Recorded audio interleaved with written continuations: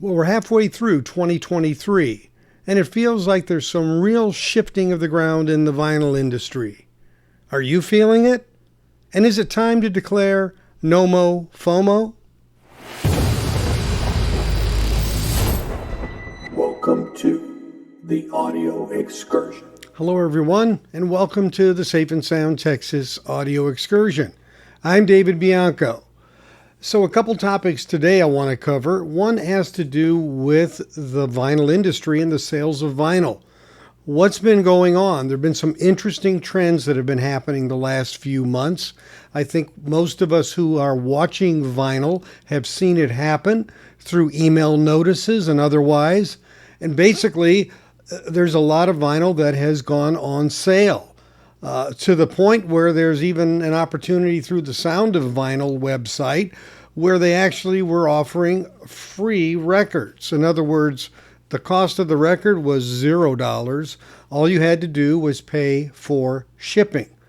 But you can only order one title per order. So each order had its own record, one you could purchase, and the shipping for that.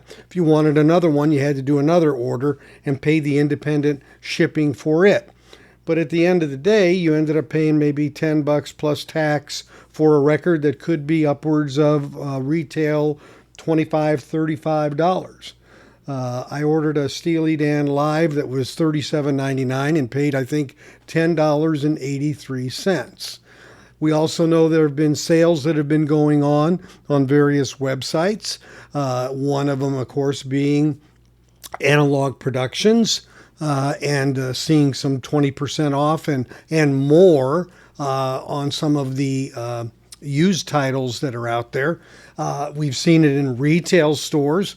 I heard of Target marking down a bunch of things. It wasn't very well known, but when you went and scanned the records, you were getting some for $7, $8.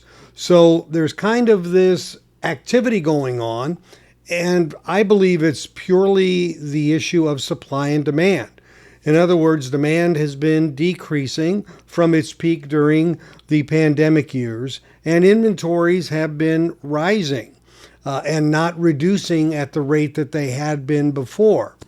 Well, inventories take up space and they cost you money for the valuation of that inventory being in your facility.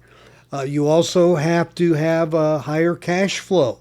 So getting money moving into the organization in order to continue to operate, pay wages, pay for raw materials, all of these things that go on in the process, basically is the heartbeat of a business. So as this starts to change and the market dynamics have changed pretty dramatically, there has to be some adjustment, some recalibration. Someone has to hit reset. And I think that's what we're seeing in general. I think we all overheard the issue of Adele's taking up pressing plants for weeks and months before it came out. And then it was everywhere to be found and it wasn't moving. And now they're literally giving them away pretty much just to get them the heck out because so many were pre-ordered and sitting in inventory. So that's kind of the problem on steroids kind of example, but it's happening in a lot of other cases as well. The sales of records generally in stores and online has gone down. I've talked to at least 6 different organizations or businesses, and they all are saying that they're seeing a 20+%, and 20 was the low, reduction in sales year over year. So again, this is something that needs an adjustment made in the business model and the way things go. It's going to affect how much they order. It even took several weeks, I think 3 or 4 weeks almost, to sell out of the 5,000 copies from Rhino of the cars. I thought actually that would go within a couple of weeks. Especially as the reviews were coming out, mine included, of how good it was for the $40 price. So again, we see a change in the market as a whole, and at the end of the day, it really means more for us as consumers to buy at a lower price. So watch those emails, watch those sales. When you go into a big box store, maybe grab a couple and scan them if you can, or scan them on your phone. See what the real price is, because a lot of times those prices are not what they show on the sticker. So there's a lot of things going on within the industry, and it's going to end up meaning that we as consumers get some better deals. So patience is a virtue in this case. And so keep your eyes open, keep your ears open, watch those emails, because they're coming fast and furious, it seems, from these various retailers. The other trend I wanted to talk about was some of these announcements that come up on releases, especially higher end releases. And as I look back at the MoFi catalog, they were, of course, announcing well in advance many titles that would be coming out, and pronouncing, in many cases, limited quantities, especially as it related to the One Step series. Now, one of the things with that is you get this big announcement, and then you wait, and you wait, and you wait. Sometimes literally years. And with these demands diminishing and the priorities changing, as we saw with Analog Productions, shifting around some of the Steely Dans not to be in exact sequence of their releases, moving toward releasing some of the more popular titles sooner.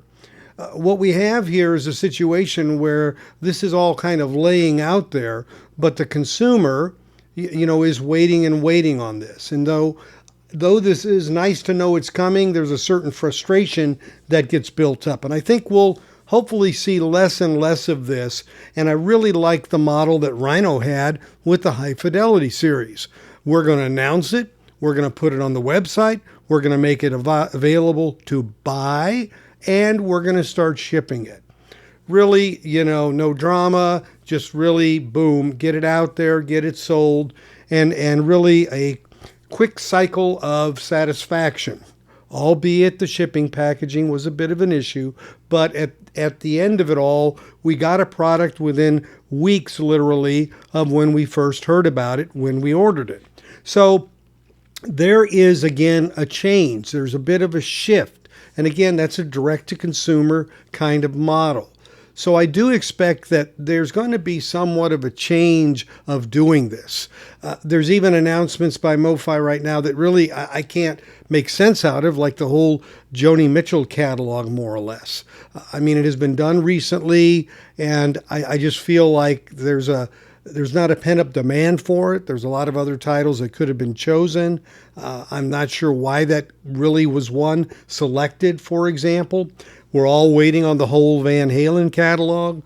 We're waiting on the next Eagles, the Hotel California, which is the big get, and one that many people have on their list, even though, of course, it's going to have that DSD step on it. So I think the approach of that is going to change over time now to be a lot less high anticipation for long periods of time and extreme pre-orders. And I also think the quantities are going to go down.